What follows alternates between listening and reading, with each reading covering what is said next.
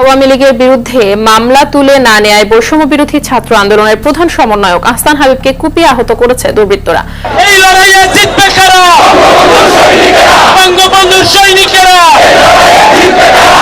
এদিকে চাঁদপুরে আওয়ামী লীগের নেতাদের নামে মামলা তুলে না নেওয়ায় বৈষম্য বিরোধী ছাত্র আন্দোলনের প্রধান সমন্বয়ক আহসান হাবিবকে কুপিয়ে জখম করেছে দুর্বৃত্তরা।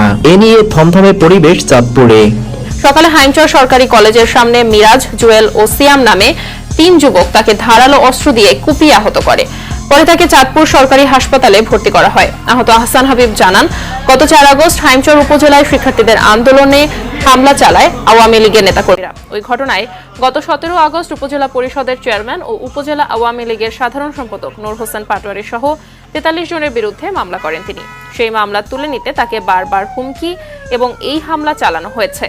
এ ঘটনায় অভিযুক্ত মিরাজকে আটক করা হয়েছে এবং বাকিদেরও ধরার চেষ্টা চালানো হচ্ছে বলে জানিয়েছে পুলিশ। প্রিয় দর্শক, দেশের বিষয়গুলো আপনি কিরকম দেখছেন জানিয়ে দিন কমেন্ট বক্সে। এছাড়া ভিডিওটি ভালো লাগলে একটা লাইক দিয়ে চ্যানেলটি সাবস্ক্রাইব করে পাশে থাকুন।